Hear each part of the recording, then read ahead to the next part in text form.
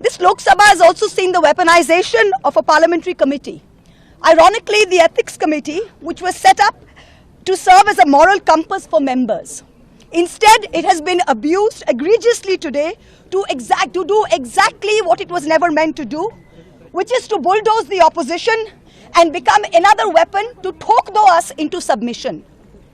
This committee and this report has broken every rule in the book. In essence, you are finding me guilty of breaching a code of ethics that does not exist. The committee is punishing me for engaging in a practice that is routine, accepted and encouraged in the House. The findings are based solely on the written testimonies of two private citizens whose versions contradict each other in material terms, none of whom I was allowed to cross-examine. One of the two private citizens is my estranged partner who, with malified intention, masqueraded as a common citizen in front of the committee. The two testimonies have been used to hang me. They are at polar opposites to each other. The complainant says I accepted cash in consideration from a businessman to ask questions in furtherance of his commercial interests. But the businessman's suo motu affidavit says I pressurized him into uploading questions to further my agenda. The two are at polar opposites. The Ethics Committee, without getting to the root of this, has decided to hang me. It refused to summon the businessman to orally testify, and there is no evidence of any cash, of any gifts anywhere. The recommendation of expulsion is based solely on the ground that I have shared my Lok Sabha portal login. There are no rules whatsoever to govern the sharing of logins. As the hearing of the Ethics Committee demonstrates, all of us MPs are conveyor belts to get questions from the public, from citizens, and to voice that in Parliament.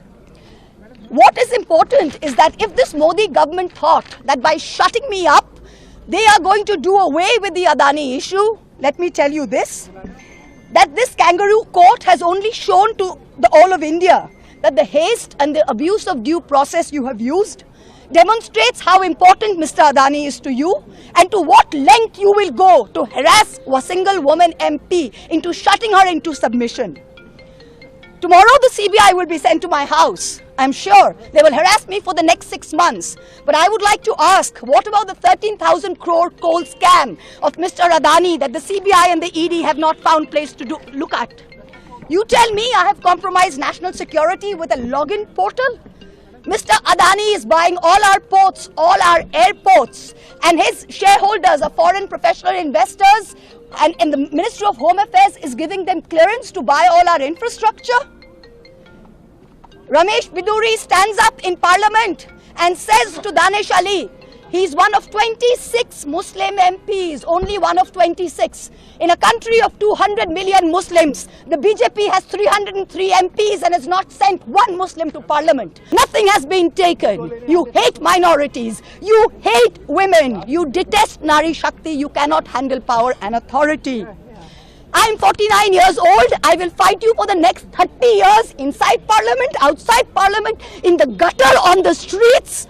আদিম হিংস্র মানবিকতার যদি আমি কেউ হই স্বজন হারানো শ্মশানে তোদের চিতা আমি তুলবই we will see the end of you. Do not wonder. Punjab, Sindh, Gujarat, Maratha, Dravida, Utkala, Bongo. You don't have the Punjab. Sindh is not ours. Dravid is not yours. Utkal is not yours. Bongo is not yours. Where do you think you're going to rule us? Where do you think you get this brute majority from? The Ethics Committee has no power to expel. You have assumed the powers of a quasi-judicial authority and imposed a penalty on me that you have no power to do. You have disregarded due process, proportionality, and abused every tenet. This is the beginning of your end. जब नाश मनुष्य पर छाता है तो पहले विवेक मर जाता है. We're going to come back and we're going to see the end of you. So thank you very much. Oh, thank well you. Done.